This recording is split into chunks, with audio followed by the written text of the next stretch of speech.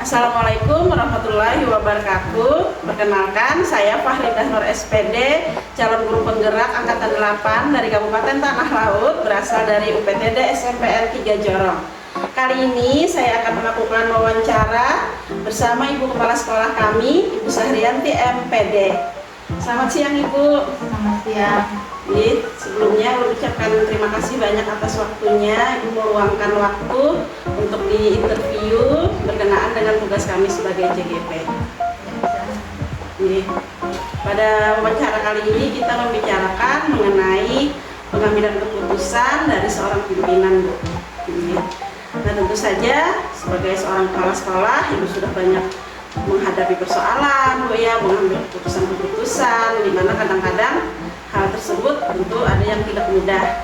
Nah, ini pertanyaan dari saya, selama ini bagaimana Ibu mengidentifikasi persoalan atau masalah itu atau kasus yang Ibu hadapi itu merupakan dilema etika ataukah bukan moral, Bu? Ya, cara kita mengatasi kasus-kasus dengan mengidentifikasi dari kasus dilema etika itu kita melihat kasus itu kedua-duanya dan kasus yang benar-benar. Terus untuk yang kasus pendekatan moral itu adalah kasus yang sudah tahu benar dan salahnya. Begitu, ini jadi dilema ITK adalah kasus yang kalau itu istilahnya benar versus benar, ya. Ini yang rujukan moral tadi adalah halal itu benar versus salah.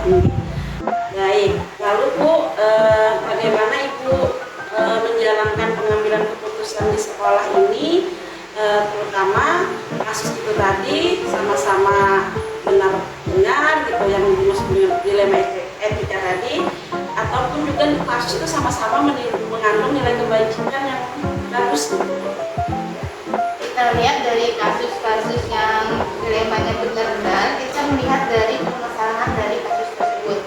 Apakah kasus ini bermasalah dari kita lihat dari faktor-faktornya, permasalahannya, terus yang berkepentingan untuk kasus untuk yang individu atau kasus yang kelompok. Jadi yang kita utamakan dulu itu adalah yang kelompok. Baik, berarti bisa ulun tangkap bahwa dalam menganalisa atau mengambil keputusan itu berdasarkan ini kepentingan individu saja ataukah kepentingan kelompok, dan harus diutamakan yang untuk kepentingan kelompok, Bu, ya. Iya, benar. Lalu langkah atau prosedur apa yang Ibu lakukan selama ini dalam pengambilan keputusan-keputusan tersebut, Bu? Langkah-langkah yang kita ambil, kita menggali kasus-kasus tersebut, kita lihat dulu akar permasalahan dari kasus tersebut, mana yang kita utamakan, mana yang kita nomor duakan. Terus dari kasus-kasus ini kita tindak lanjuti untuk dampaknya untuk kepentingan apa. Baik, berarti Ibu mengkaji dulu pula ini, iya, kalau mengambil keputusan ini dampaknya apa, tindak lanjutnya harus apa, gitu. Baik, nah lalu Bu, hal-hal apa saja yang selama ini Ibu anggap efektif dalam pengambilan keputusan dilema etika yang Ibu pernah hadapi? Hal-hal yang efektif yang kita ambil keputusan saat ini adalah dimana kita lihat dari situasi dalam kondisinya, apakah keputusan yang kita ambil sekarang ini akan menghasilkan dampak yang baik untuk kasus-kasus kita yang kita hadapi. Baik, Bu. Jadi tadi kita lihat situasinya, dampak baik atau tidakkah, iya, Bu, ya. Lalu Bu, dalam pengambilan keputusan sebagai pimpinan di sekolah ini, ada nggak tantangan yang bagi Ibu itu sebuah tantangan buat Ibu dalam mengambil keputusan? Tantangan kita dalam mengambil keputusan ini adalah tantangan kita yang mengambil keputusan di saat situasi kondisi yang mendesak, apalagi kita tidak bisa menggali atau melihat kasus ini apakah bisa berdampak baik untuk jangka panjangnya atau jangka pendeknya, sehingga kita dalam mengambil keputusan ini tidak berpikir lebih matang lagi. Iya, Oh, berarti ketika harus memutuskan kasus yang mendesak, ibu belum cukup waktu untuk memikirkan, itu merupakan tantangan berat. Berarti juga harus mengingat jangka pendek, jangka panjangnya apa ini dampaknya gitu. Oke. Baik. Nah, lalu Bu, adakah kalau sudah menghadapi masalah gitu Bu, di luar yang mendesak tadi misalnya, ada nggak Ibu punya jadwal tertentu gitu, menjadwalkan atau tata kelola waktunya, ini harus misalnya minggu ini harus menyelesaikan masalah ini dalam waktu sekian, ada nggak Ibu menentukan jadwal seperti itu? Kalau kita melihat dari mengkaji dari kasus-kasus itu, kita bisa apa ya, yang namanya kasus atau permasalahan, kita kadang tidak bisa menentukan waktunya.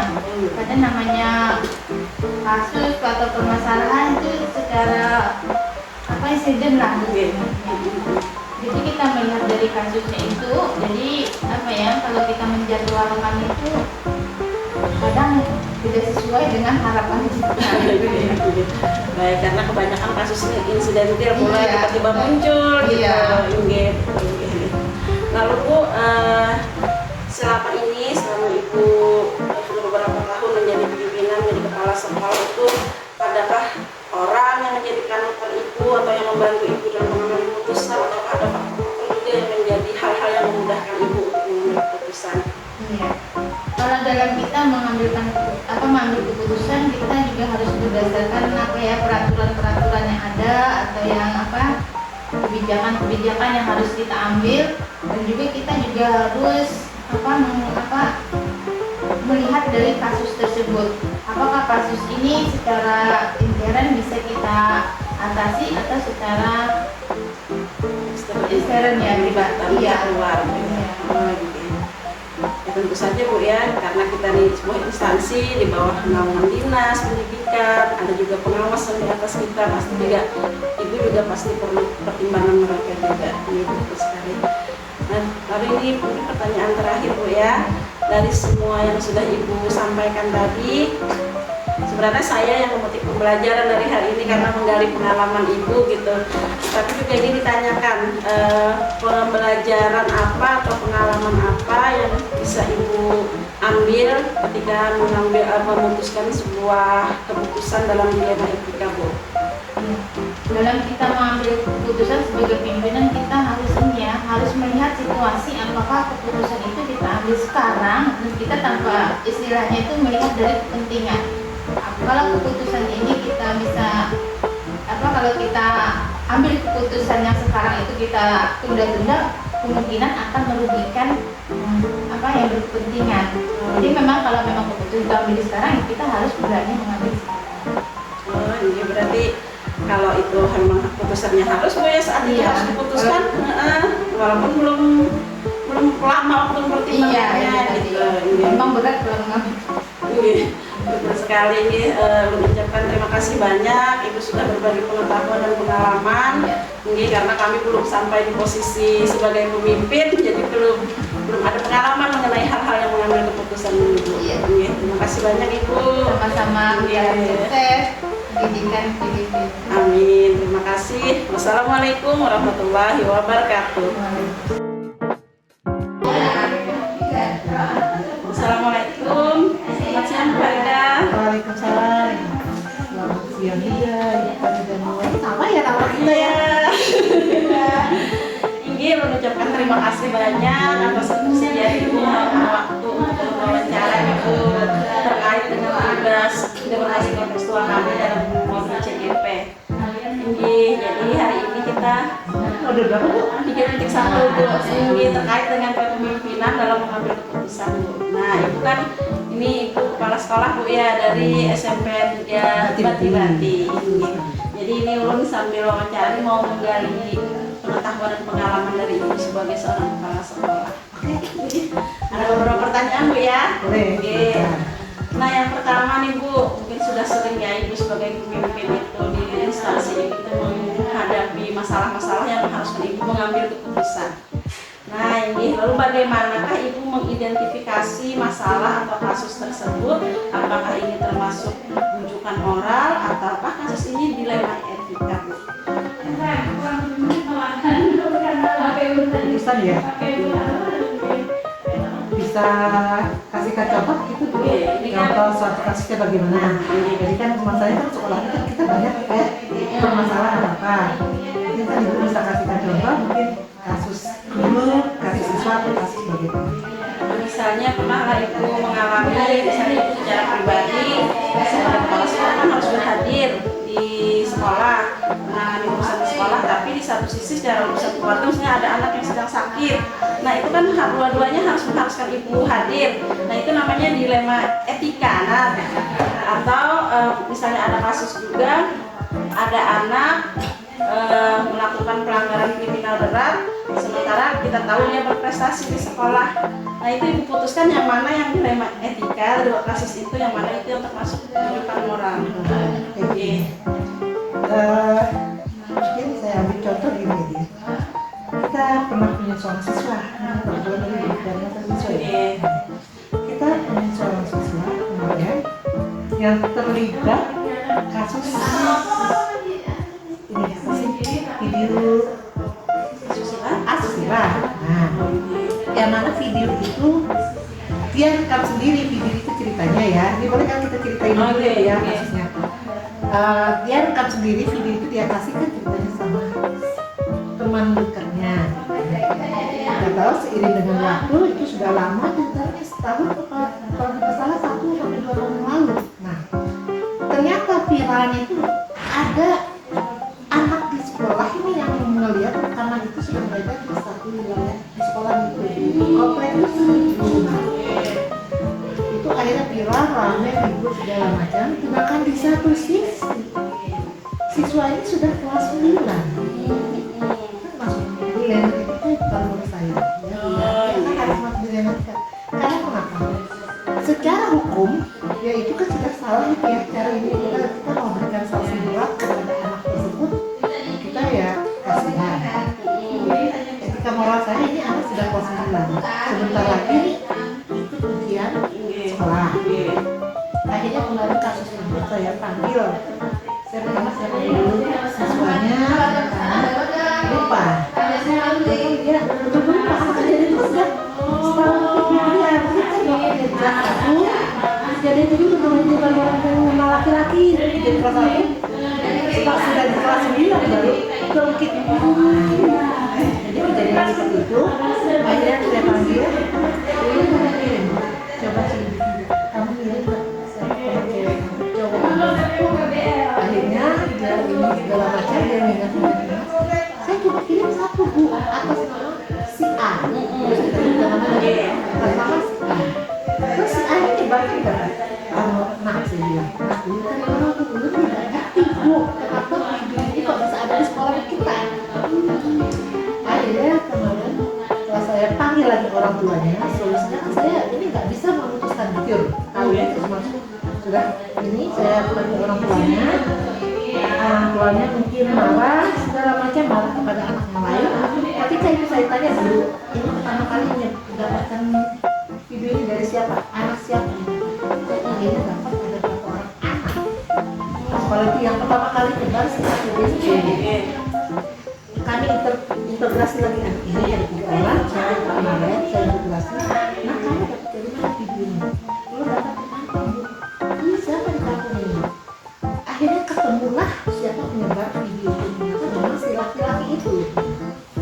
Si laki-laki itu ketika kami panggil ke sekolah tidak mau. Karena dia sudah bukan warga sekolah ya. Memang bukan warga sekolah, warga kampung di situ. Nah, dia tidak mau. Akhirnya solusinya saya bilang, karena kan itu sudah melibatkan ranah Iya. orang lain itu. Jadi tindakannya saya lakukan, saya meminta ketua RT, saya datang ke rumah ketua RT, saya bilang begini, dipanggil juga tidak mau.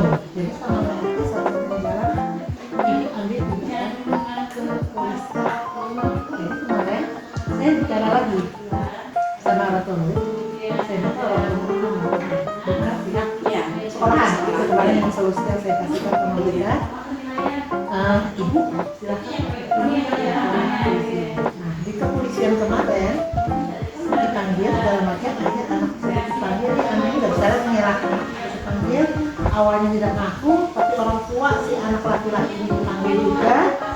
Lalu di situ akhirnya mengaku apa yang menyebarkan itu. Laki-laki ini ada dalam video itu juga. Enggak, dia gini Bu, ceritanya tuh video apa asusila itu iya, sedang apa dari nah Pak Diki itu laki-laki itu kalau kamu sayang ini mungkin gitu ya Bu ya, nama anak-anak usia video itu yang nyebar.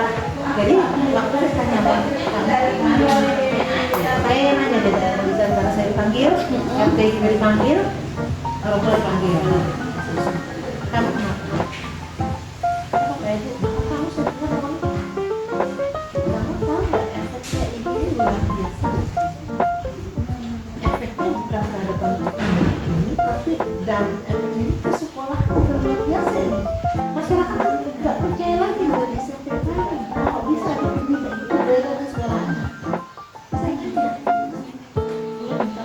minta maaf ya, tapi kalau sudah video itu tersebar itu susah. Jadi kemarin sama pihak kepolisian tanya lagi orang tua muridnya, kasus mau lanjut apa damai? Jadi kalau ini kasus ini berlanjut pihak kepolisian saya nggak bisa, saya memaksa selanjutnya keputusan anak harus dikeluarkan dan kembalikan ke pengasuhan. Sedangkan anak ini mau ujian kan, akhirnya saya bilang gini, bagaimana kalau kasus ini kita damai? Dan si anak itu yang laki-laki, si A itu, saya minta kamu membuat klarifikasi kemana? Terserah. Pertama kamu sebarkan kepada yang kamu kasih. Oh ini salah saya ini. Kamu buat pernyataan ketika saya bilang itu kemarin ada perjanjian tertulis ini. Perjanjian tertulis bermaterai. Jadi apabila video ini ada lagi beredar di kemudian hari, dia akan kena. Dan harus dari itu caranya kayak apa? Video itu harus hilang dari masyarakat ini. Dia mau dimaksud kawannya yang bilang dari mereka.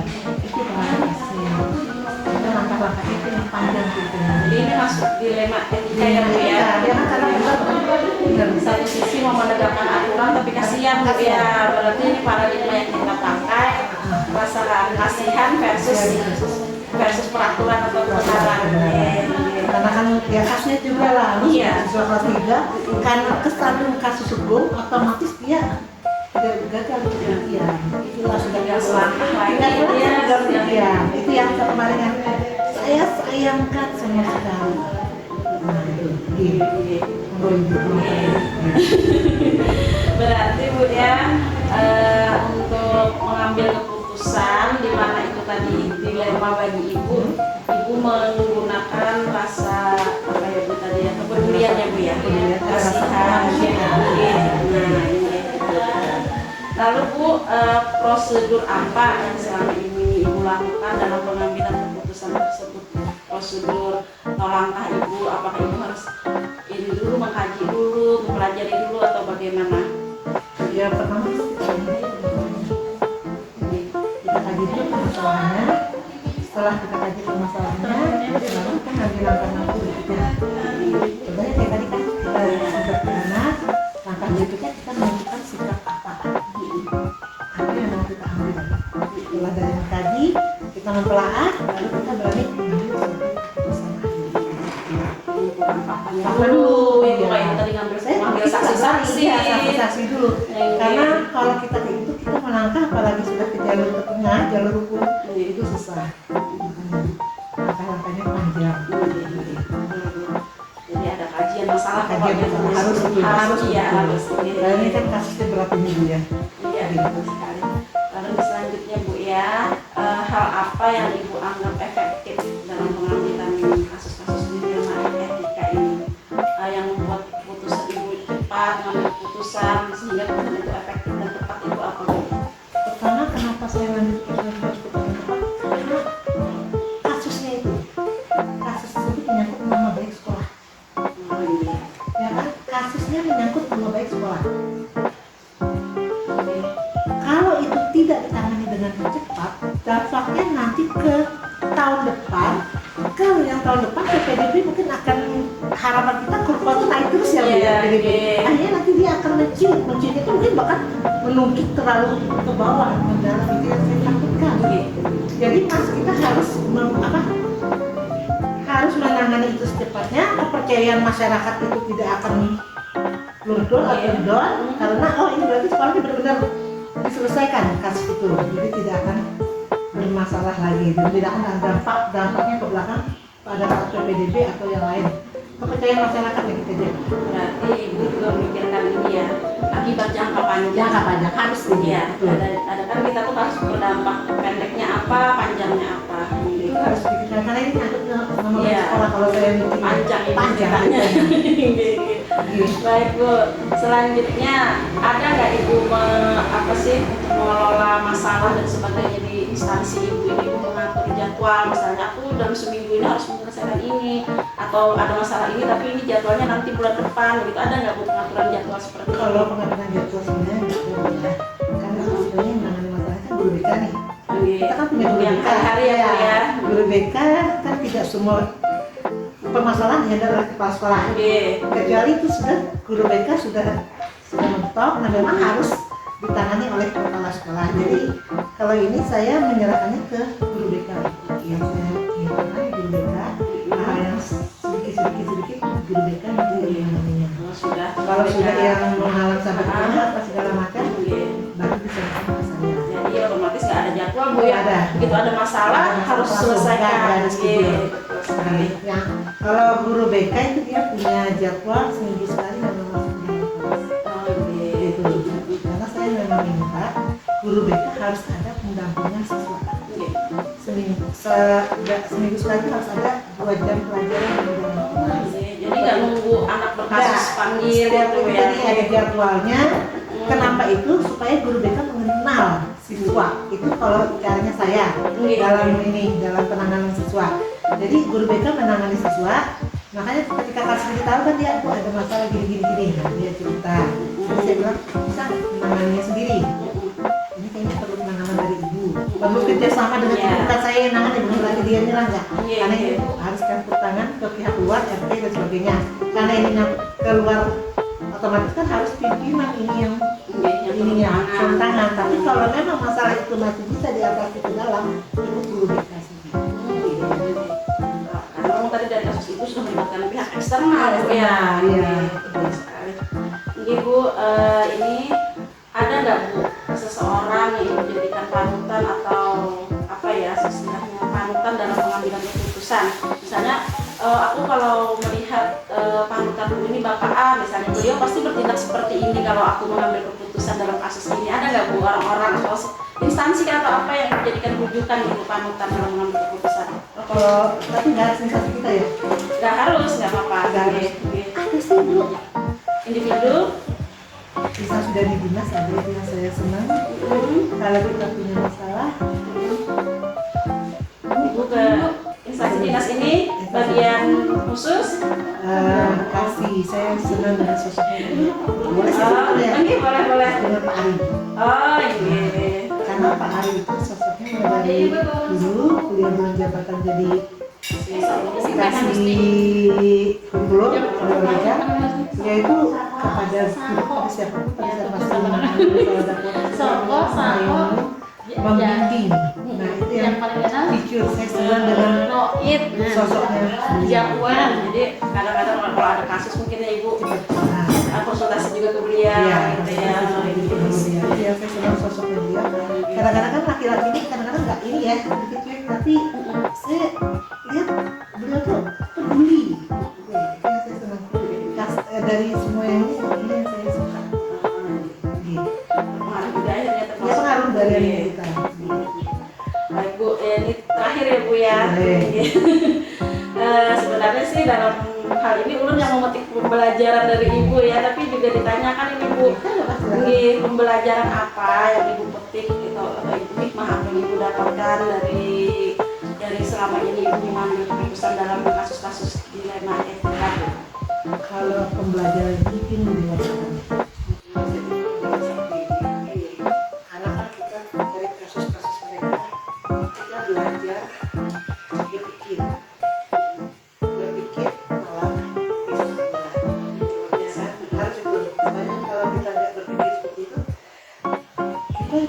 menyeimbangkan antara pikiran dan emosi. Kadang-kadang kita melintas ini langsung bawaannya blok-blok. Ya. Kita nggak bisa yang bahwa kita langsung ngomong, nggak bisa gitu. Itu dari kasus itu kita belajar, dari belajar pikiran kita, mendewasakan pikiran kita, emosi kita harus belajar dikontrol dari kasus-kasus yang ada ini. Itu yang saya dapatkan selama ini jadi kepala sekolah. Aduh, jadi guru mungkin bukan ya, tapi setelah jadi kepala sekolah, oh ini duniaku beda dengan dunia guru. Oh itu Bu Itu ya. nggak bisa, karena yang saya hadapi adalah guru, masyarakat, siswa. Kalau kita sebagai guru kita hanya berhadapan dengan siswa aja. Kalau ini kan saya kalangan di atas saya lagi, itu belajar mendewasakan saya. Ya, luar biasa Bu. Otomatis dengan lebih dewasa, keputusan diambil dengan lebih bijak ya, lebih bijak ya Bu ya. Kebijaksanaan itu yang sebenarnya harus dimiliki pemimpin Bu ya. Benar kata Ibu tadi, sebagai guru kita biasa bertindak. Ternyata iya lu merasakan itu. Jadi guru anak itu harus marah. Iya. Tapi ketika saya sudah di posisi seperti ini kepala sekolah, saya nggak ngerti kenapa anak kamu bodohnya melakukan ini. Kamu kok nggak pikir nggak bisa saya mikir kayak gitu. Karena ketika anak tanya gini-gini ya udah, kita harusnya kayak apa? Anak ini supaya jangan down juga mentalnya. Itu Harus gitu. Jadi seorang pemimpin memiliki kemampuan melihat masalah di baliknya ada apa lagi Bu. ya betul sekali. Luar biasa Ibu, terima kasih banyak sharing Sama-sama, pengalaman dan Ibu. pengetahuannya. Juga sharing dengan dia, Luar luar biasa biasa. ini. Terima kasih sekali lagi atas waktunya. Sama Ibu. Ini selamat siang. Assalamualaikum warahmatullahi wabarakatuh. Waalaikumsalam warahmatullahi wabarakatuh.